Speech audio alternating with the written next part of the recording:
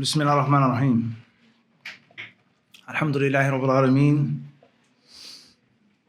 حمدا كثيرا طيبا مباركا فيه كما يحب ربنا سبحانه وتعالى ويرضى وأشهد أن لا إله إلا الله وحده لا شريك له وأشهد أن محمدا عبده ورسوله صلى الله تعالى عليه وعلى آله وصحبه وسلم تسليما كثيرا أما بعد.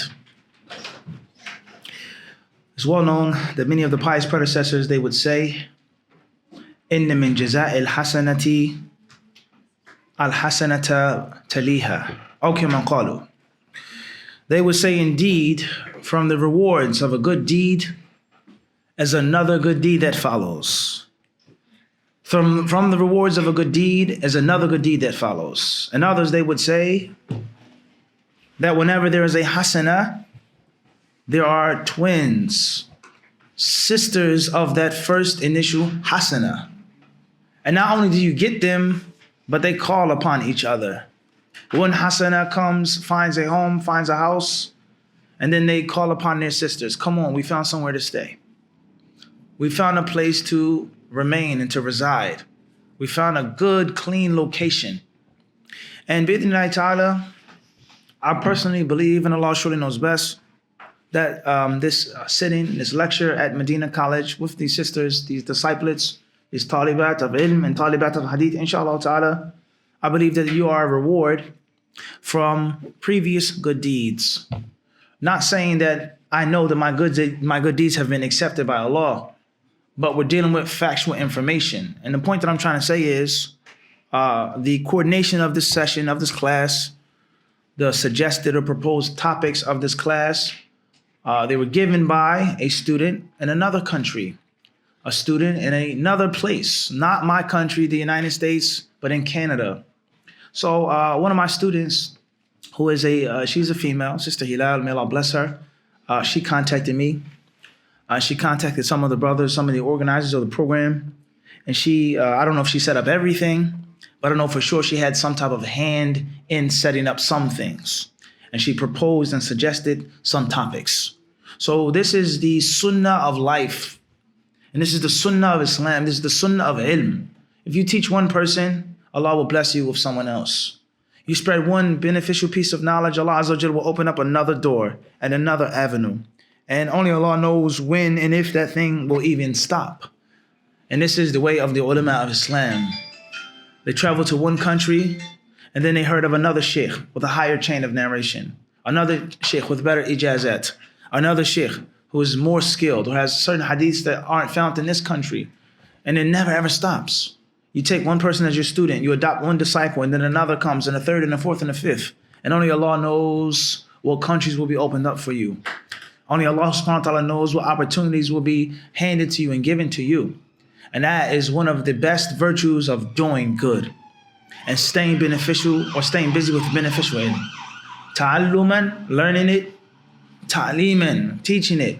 Wa ta'lifan, and writing about it. Whether it's a translation, whether it's a compilation, whether you write the book yourself, etc.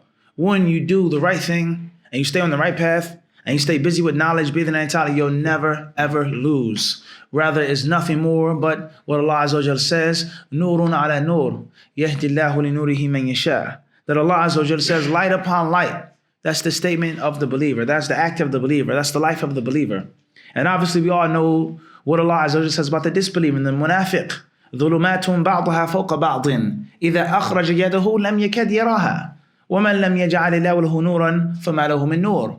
Allah says, ظُلُمَات, darkness, bellows of darkness, levels of darkness, at nighttime, in the sea, a dark, cloudy night, and the person is so deeply immersed in the water, إِذَا أَخْرَجَهُ أو إِذَا أَخْرَجَ يَدَهُ لَمْ يَكَدْ يَرَاهَا. He sticks his hands out in front of his face, he can barely see it because it's that dark, pitch black darkness. One sin leads to another. One horrible decision leads to another horrible decision. The second horrible decision leads to a major consequence. You need another lie to get out of the first lie.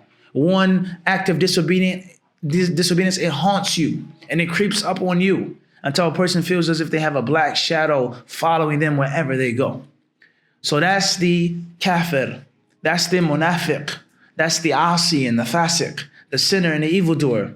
as far as those who are trying to be righteous in general, those who are trying to practice the sunnah in general, those who are trying to seek knowledge in general, let alone those who are taking the mirath of Muhammad, the Prophet ﷺ's legacy, hadith and his sciences, then there's no way then you can lose. وَلَا يَهْلِكُ عَلَى اللَّهِ إِلَّا هَالِكٌ. No one will be ruined. No one will ever be ruined with Allah subhanahu wa ta'ala unless they themselves are wretched. They want to be ruined.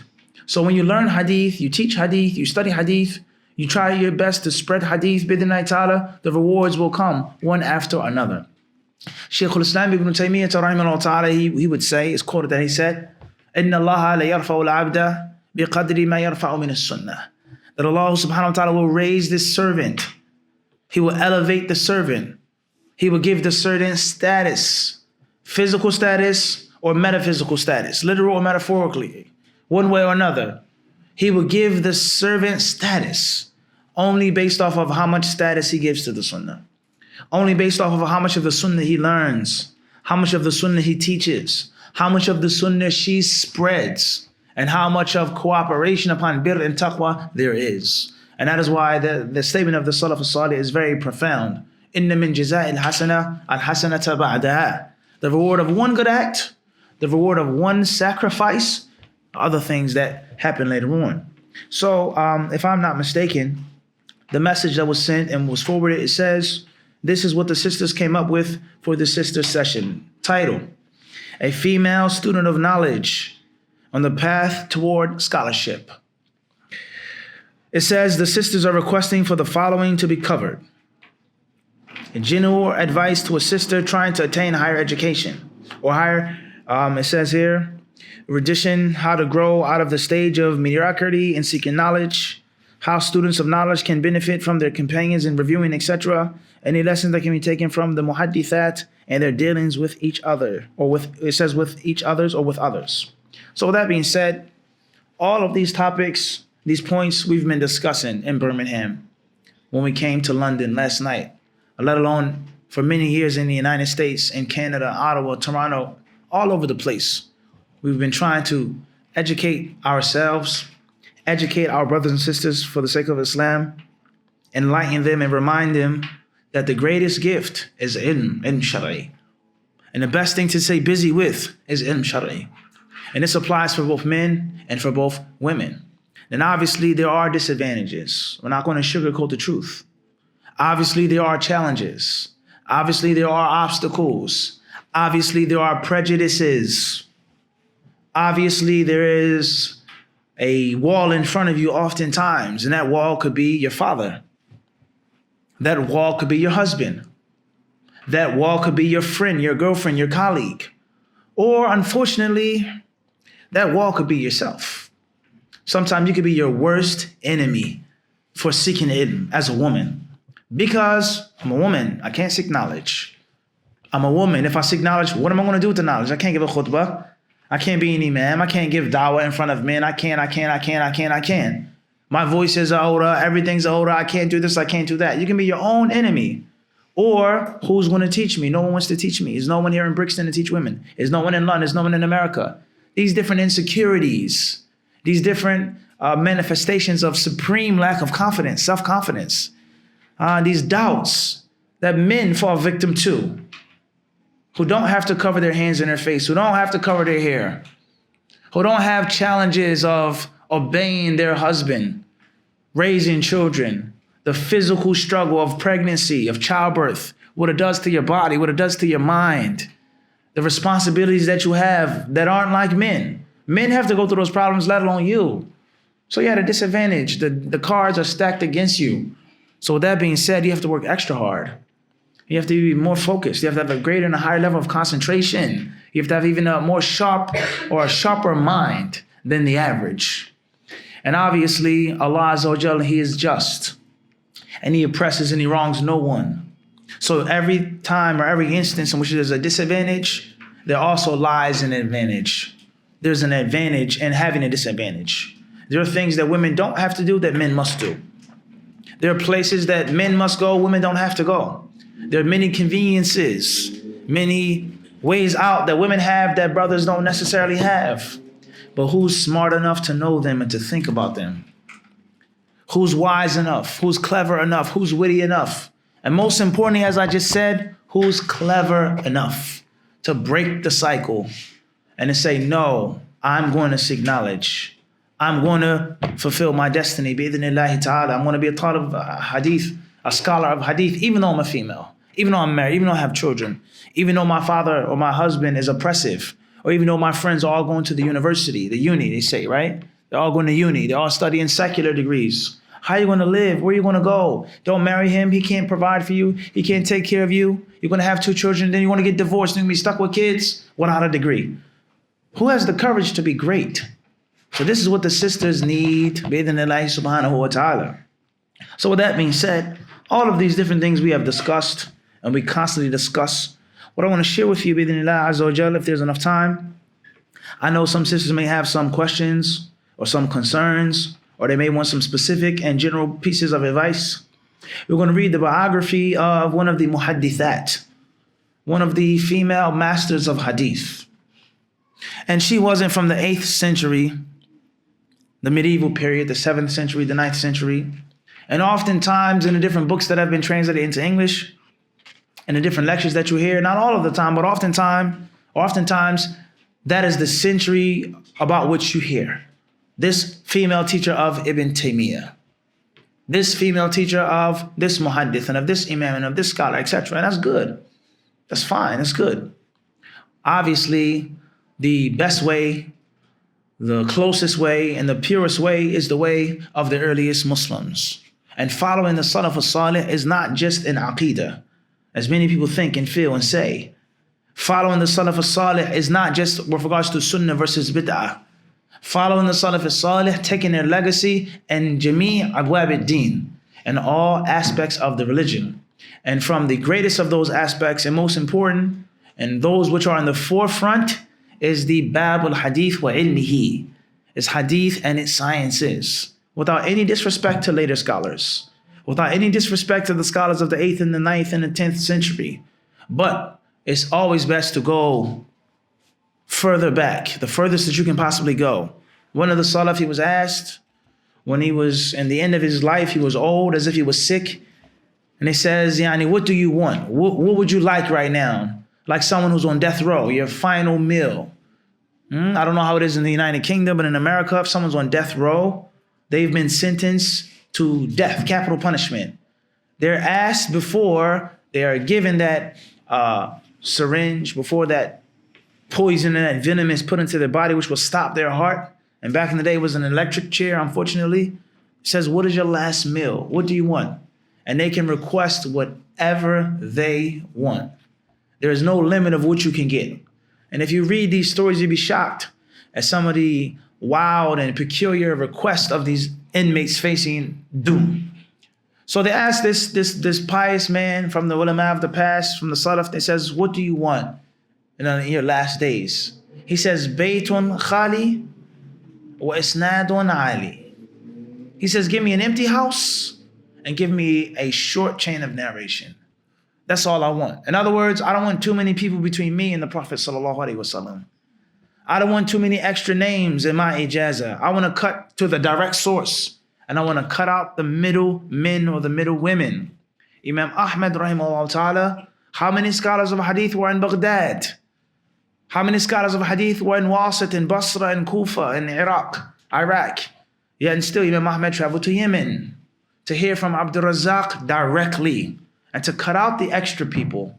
Imam al-Bukhari rahimahullah ta'ala, he has a hadith in his Sahih, in which is just 3 people between him and the Prophet sallallahu alaihi wasallam. Imam al-Bukhari, he died in the middle of the 3rd century, and he has narrations in which there's no more than 3 men between him and the honorable mouth of the Prophet alayhi salatu wasalam. That's an amazing feat.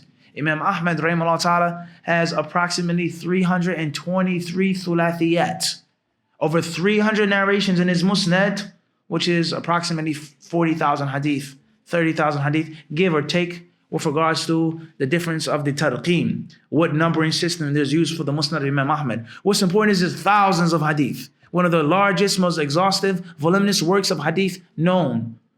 And in his book, he has over 300, in which is only 3 people between him and the Prophet ﷺ. That's amazing. And Imam Ahmad died in the first or the relatively the middle of the 3rd century, 241, give or take. All right. So how did Imam Ahmad get to achieve that feat? So much so that there were some ulama who wrote specific books just on Sharh Thulathiyat al-Musnad. The explanation of these hadiths that only have 3 people. Imam Ahmad should have 5 people between him and the Prophet.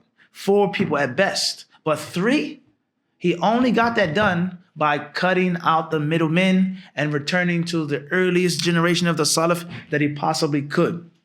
And that this is that which is obligatory with regards to studying hadith and its science. So this woman, this scholar of hadith, I feel that she's an excellent example for us all. And very seldom when you read a page in Sahih Bukhari, except that you'll come across her name. Very seldom when you read a page in Sunan Abi Dawud, except that you'll see her name.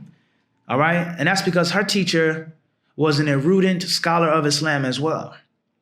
Her teacher was one of the most voracious students of hadith and one of the most successful disciples of the Messenger of Allah sallallahu alaihi wasallam, and that is no more than Aisha radiallahu ta'ala anha.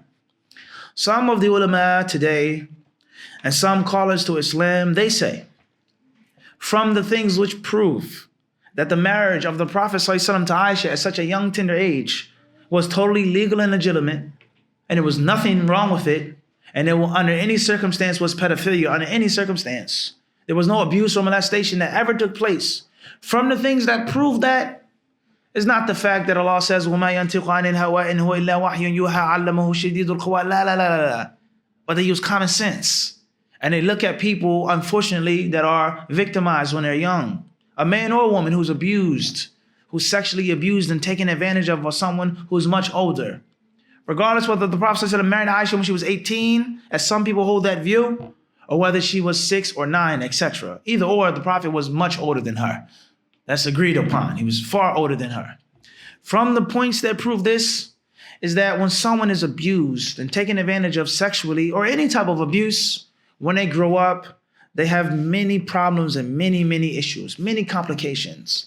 Like a child who's born deformed, or like a child who's born prematurely, 6 months, 5 months, 7 months. They live, they survive, but they have many health complications later on. Someone who has a horrible gunshot or an accident, they live, they survive, but they have major health complications. The wound is healed.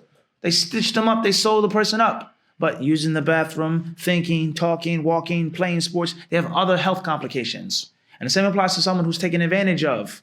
They survive, they overcome it, but oftentimes they have many psychological, mental complications. They have major problems in marriages and relationships. It's very difficult to overcome it, even though they have physically overcome it. And from that is what they mention, the experts, even non-Muslims, as that a person has a major problem with self-confidence and a major lack of self-esteem and a high level of insecurity and doubts about oneself, which prevents them from exceeding, which prevents them from excelling, which prevents them from mastering whatever they set out to do in life, whether they play football, cricket, or seek knowledge of Islam. So let's look at Aisha radiallahu ta'ala anha. What did she do after the Prophet sallallahu alaihi wasallam? Who did she have contact with? What did she say? Did she stay in her home and cry and weep? Was she ripped to pieces and tattered, emotionally torn apart? Or did she teach and spread knowledge? Was she involved in battles and wars? Who were her students? Who learned from her? And what was her position regarding the rest of the Sahaba? Did she keep silent when she heard that Umar said this, and Hudhayfa said that, and Umar did this, and Abu Hurairah is doing that? Or did she voice her opinion? And did she make a decisive stance? The Prophet never said that. May Allah have mercy upon this campaign. He never said that. The Messenger of Allah, he never made those extra prayers. Every time he came and he saw me, he did this and he did that. Every time the Prophet came and saw me, he made those extra prayers. Even though Salama says this, or Hudhayfa says that, or Ibn Abbas says this. Where does this confidence, this self-esteem, this ability to be such a strong, boisterous scholar come from if she was abused and taken advantage of? It's impossible. To prove that the marriage was totally legitimate, it was totally right, and it was upon honor and dignity from day one to the last day. And this is an irrefutable point. An irrefutable point. Well, the Prophet ﷺ, he did this. This is one of the strongest points that you'll find.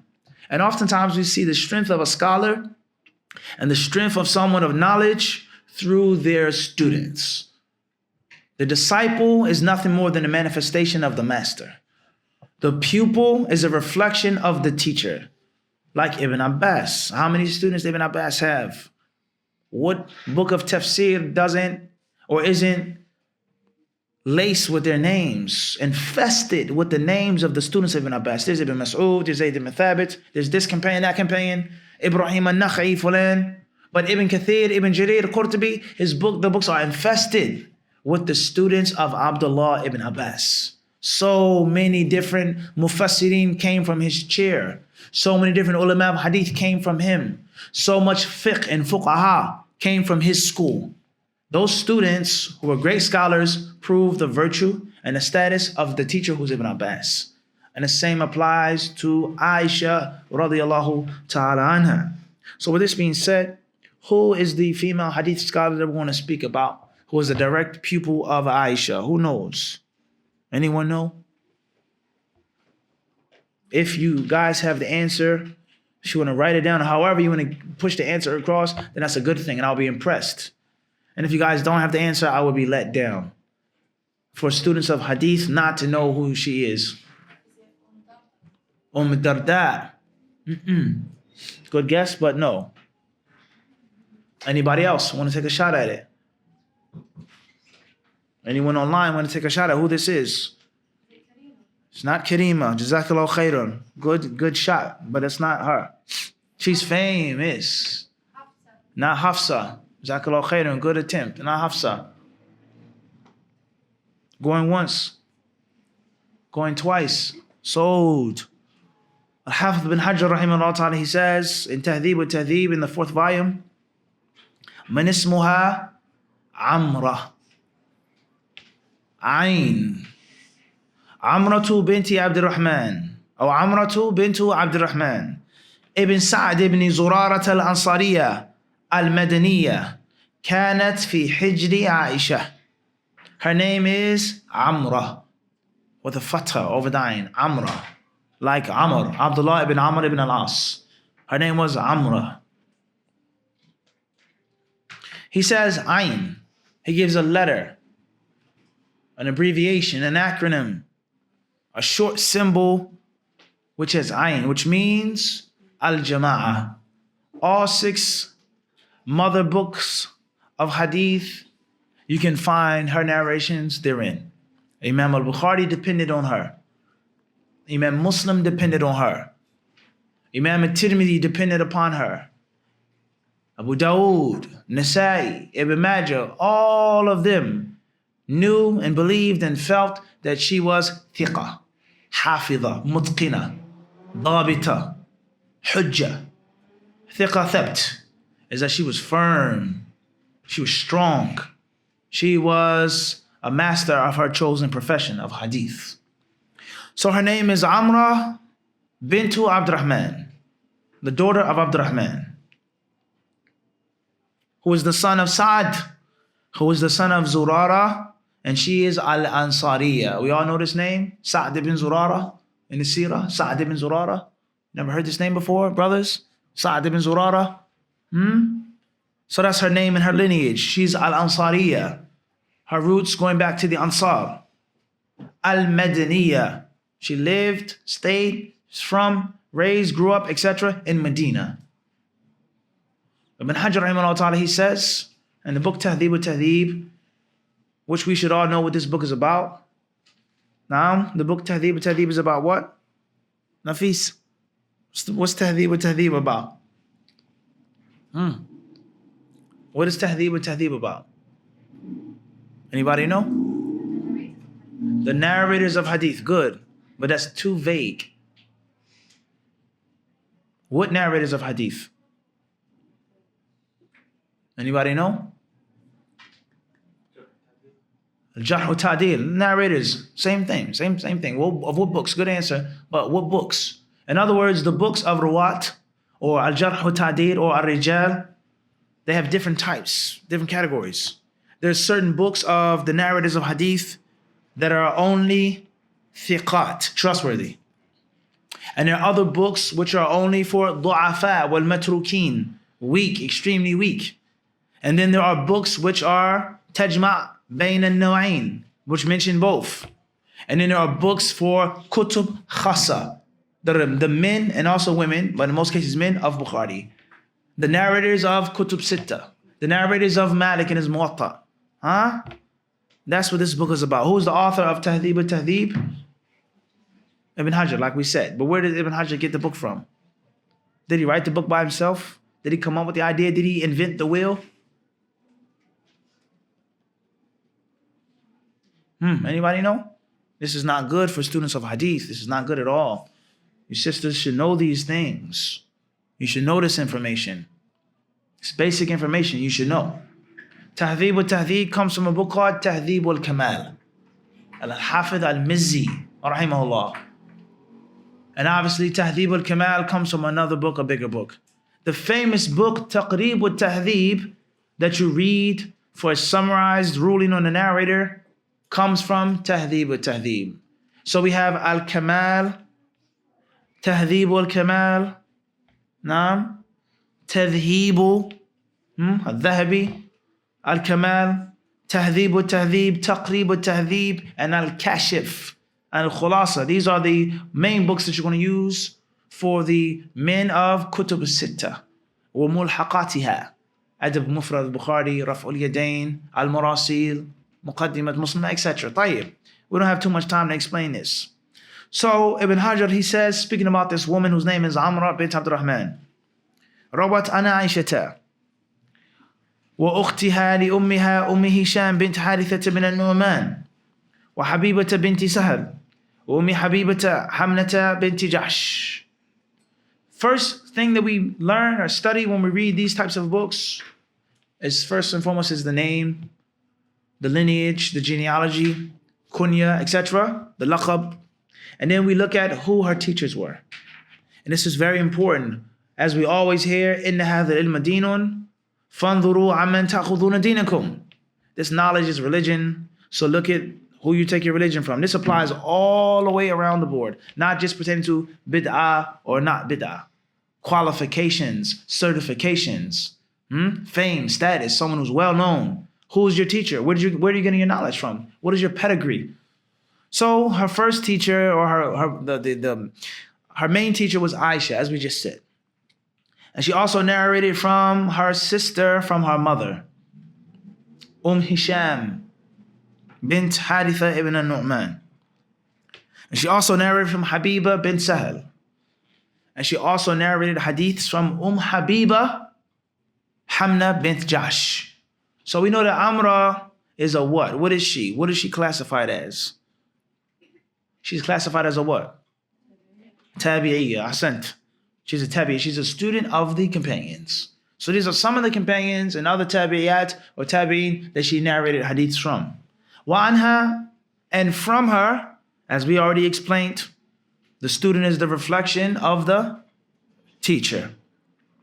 Ibnuha Abu Rijal, wa akhuha Muhammad ibn Abdurrahman al-Ansari, wa ibn akhiha Yahya ibn Abdullah ibn Abdurrahman, wa ibniha Harith ibn Abi Rijal, wa ibn akhiha Abu Bakr ibn Muhammad ibn Amr ibn Hazm, أو وابن أخيها أبو بكر ibn Muhammad ibn Amr ibn Hazm, وابنه عبد الله بن أبي بكر ويحيى وسعد وعبد ربه أولاد سعيد ابن قيس الأنصاري وعروة بن الزبير وسليمان بن يسار الزهري وعمرو بن دينار وآخرون. A long list of students. And obviously, the number of students that you have and the quality of students that you have, it proves the quality of the teacher. Because if there's a source of water that's pure and pristine, that's cold and refreshing, the people of that village, the passers-by, they're all going to rush and flock towards that well. It's not a small well. The water, it's a little sweet, a little muddy, a little salty. It's not really that good. This is a deep, deep well with pure, sweet water. The people are going to rush to that well, and they're going to protect it and preserve that well. And we all know there are rules of drinking from a well. Islamic rulings and worldly rulings. This tribe can't drink from this well. Anyone from this clan caught drinking in this well is punished. Certain people run the well, control the well. How much water can be taken from the well, etc. So Amra, rahimahullah, she has the following students. Number one, her son, Abu Rijal. Her son narrated from her. The son learning from his mother. And we all know the virtue and the status of righteous women in Islam. The mother's hip and the mother's lap is the first school of the child. Before the child goes out with a strong and brave father, the warrior, the great alim, and rides on the back of a horse and sees the world and learns how to be a man, he's with his mother. In khayran fa khayr, wa in sharran fa shar. If the mother's good, it's going to be a good first step. And if the mother isn't so good, then first step isn't going to be so good. So the lap and the hip of the mother, the back of the mother, is the first school that the child is going to go to. Also, her brother narrated from her, Muhammad ibn Abdurrahman al-Ansari, وَابْنُ أَخِيهَا, and the brother or the son of her brother, her nephew, Yahya ibn Abdullah ibn Abdurrahman, وَابْنُ ibniha, and the son of her daughter, another nephew, Hadith ibn Abi Rijal, وَابْنُ أَخِيهَا, and another brother of her, another son of her brother, another nephew, Abu Bakr ibn Muhammad ibn Amr ibn Hazm. We're getting to famous names now. وَابْنُهُ, and his son, Abdullah ibn Abi Bakr. Look at the family ties. All on Islam and Deen and Sunnah. He says, وَيَحْيَا وَسَعَد, many other virtuous people. Urwa ibn al-Zubayr, we all know who he is. Sulaiman ibn Yasar, from the Fuqaha of Medina. 7 faqihs. Az-Zuhri. Need we say more about who Az-Zuhri was and what he did for the hadith culture? Amr ibn Dinar, one of the strongest pupils of Jabir, and one of the greatest teachers of Sufyan ibn Uyayna. وَآخَرُونَ, and others. Khalid ibn Abi Maryam an ibn Ma'in thiqatun hujjah. Ibn Abi Maryam, who was a pupil of Yahya ibn Ma'in, the Imam of Ilm al-Rijal of his time, the friend of Imam Ahmed. He said about her, thiqatun hujjah. She's trustworthy. And not only is she trustworthy and reliable, but she's hujjah. She is a hujjah. She's a brick wall. You can lean on her. You can depend on her. She's strong, very talented, and very hardworking. Hujjah. If she gives you a narration, inshallah, it's authentic. وقال العجلي مدنية تابعية ثقة. Al-Hafidh al-Ijli, from the ulama of the science of Ar-Rijal, he said, tabi'iyya. She met the companions, and that in itself is a virtue. So she's from the Salaf al-Salih. And she's also thiqa. قال أحمد بن محمد بن أبي بكر المقدمي سمعت من المديني ذكر عمرة بنت عبد الرحمن ففخم أمرها وقال عمرة أحد الثقات العلماء بعائشة الأثبات فيها. Ahmad ibn Muhammad ibn Abi Bakr al-Muqaddami, he said, I heard Ali ibn al-Madini saying, Ali ibn al-Madini, we know who he is, right? Hopefully we do. Ali ibn al-Madini was one of the greatest teachers of Imam al-Bukhari. And he was also a very close friend of Imam Ahmed. Even if his name isn't as famous and popular as Imam Ahmed, and we know that Imam Ahmed, rahimahullah, he became famous, he became a household name for several reasons. Not only was he a hadith master, but he was a fiqh master. And not only was he a fiqh master, but he was one of the few people who stood firm fil mihna. He's one of the few people that stood firm in front of the torture and the punishment, the incarceration and the boycott of those who refused to say that the Quran was created. And unfortunately, this is a historical fact. There's no disrespect to any alim, but we know Ali ibn al-Madini, rahimahullah, that he didn't have a firm position in this issue, unfortunately. Yahya ibn Ma'in, rahimahullah, unfortunately, he didn't have a firm position in this issue, whether it was permissible to say it was created or not. إِلَّا مَنْ أُكْرِهَ وَقَلْبُهُ مُطْمَئِنٌ بِالْإِيمَانِ. We know that in Islam it's permissible for a person to do something wrong or say something wrong if they're forced, if they're coerced, if they fear for their lives. If they fear for their lives. As it states in a hadith, even though it's not the most authentic hadith, but inshallah the meaning is sound. غُفِرَ لِأُمَّتِي الْخَطَأُ وَالنِّسْيَانُ وَمَا اسْتُكْرِهُ عَلَيْهِ. My nation will be forgiven for sins that they make if it's a mistake, if it's based off forgetfulness, and if they're forced. So the leaders at that time, they were taking what I would say, no prisoners. They were influenced, quote unquote, brainwashed by those evil scholars of the Mu'tazila, and they said that the Quran, makhluqun, is created.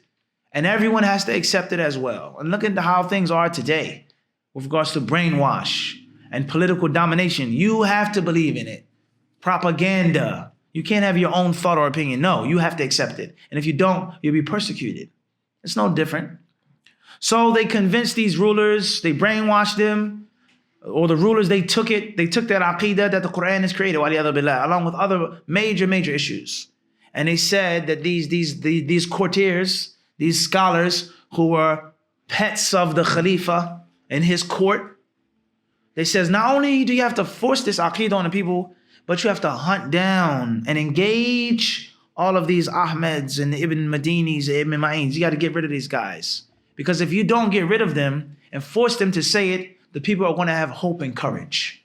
So you have to force them to say it. And if they refuse to, kill them, punish them, break their backs, whip them until they cry and call out for help and submit. And that is what the ruler did. So they locked up this imam, they imprisoned that imam, they beat him, they broke his back, they cut his neck, whatever they could do. And they were going after imam after imam after imam. So some of those imams, they held the view that it was permissible to say that the Quran is created, which is kufr akbar. Because it means that you're saying that one of Allah's attributes is created. And if Allah's attribute is created, I mean Allah is created. Waliyadhu billah. And obviously no Muslim could say that. So some of those imams, they held the view that it's permissible to say that the Quran is created in front of the sword or the whip or the stick. Even though in their heart, they believe that that's totally wrong.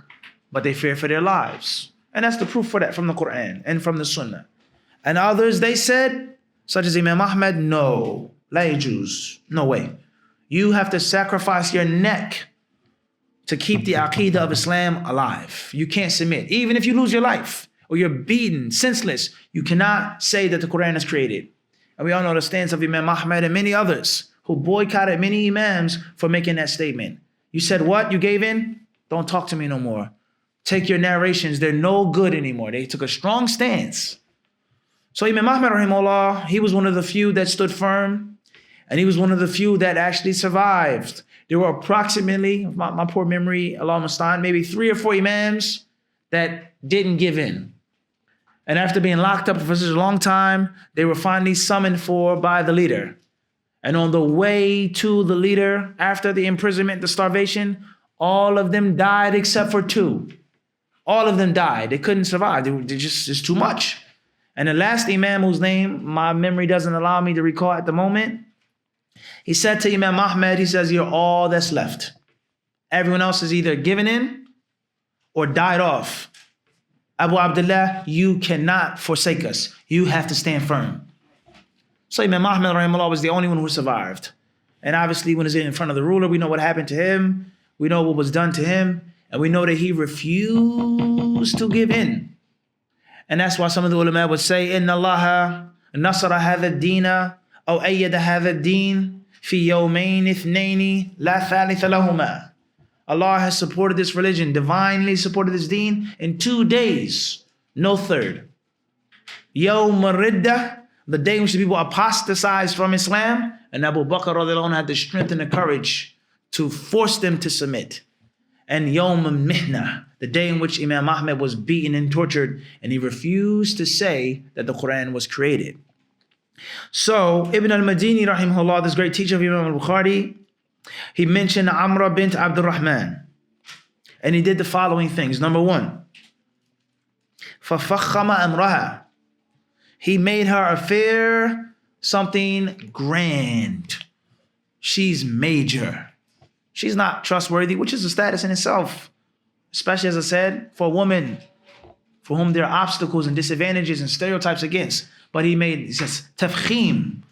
She's major. There's nothing easy about her.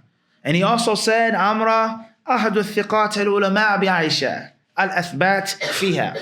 Amra, she's one of the thiqat. And she's one of the scholars and those who know the fiqh and the hadith and the ilm of Aisha. She's a star.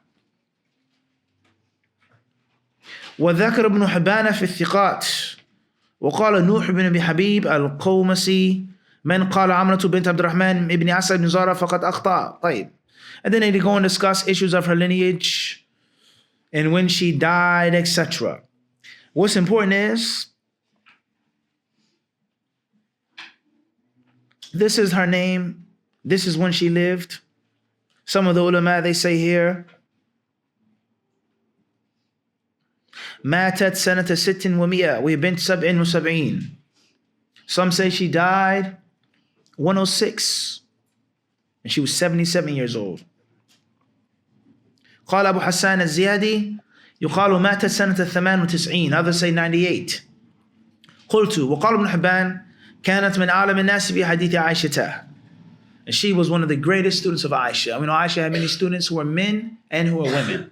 So the point is, sisters, this is all I want to read to you for now. I believe that you get the point clearly. Inshallah ta'ala, if you read Arabic, go back to Tahdhib wal-Tahdhib, Tahdhib wal-Kamal, the books of Rijal. Sir Alam al-Nubala. Go back to Wikipedia in Arabic and in English and read about her, study her life. And most importantly, tonight, inshallah, as soon as the class is over, if you have the book on you, if you have your tablet, open up your Sahih Bukhari. Open up your Tirmidhi and read and find hadiths which Aisha narrates from the Prophet and see who her student is. And I guarantee you, oftentimes you will find Amra and Aisha. And then you know who she is. And hopefully by the night it will be a means of inspiration to you. And hopefully by the night this will be a means of shattering the different obstacles and the different prejudices that you face. But know one thing and one thing for sure. If you don't have the courage and if you don't believe in yourself, you can't expect anyone to believe in you. If you yourself don't respect yourself as a student of hadith, you can't expect anyone else to respect you as a student of hadith. Whoever that person may be, your friends, your son, your daughter, your husband, your father, whoever it is, nothing comes easily.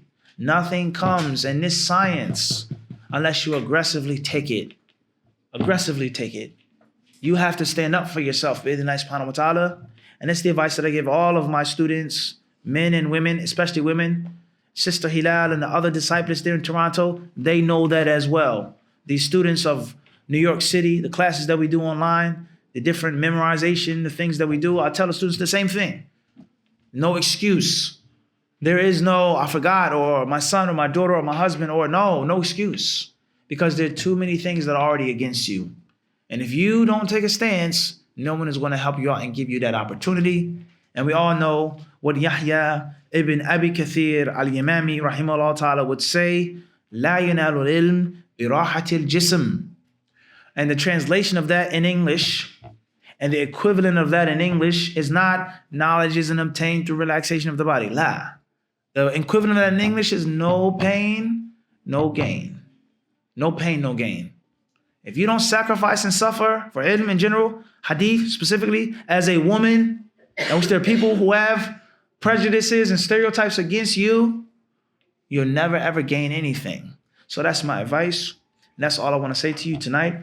If you have any questions or concerns or anything else that you want to be, you want mentioned, bi'idhnillahi ta'ala, I'm more than willing to entertain that. And if not, alhamdulillah rabbil alameen, I pray for your success. I pray that Allah Azza wa Jalla will make you successful students of knowledge and successful students of hadith. However, the reality is the reality. All right? So the brother, he just came up to me, was in the Wisdom Center in Birmingham. He said, I just got accepted.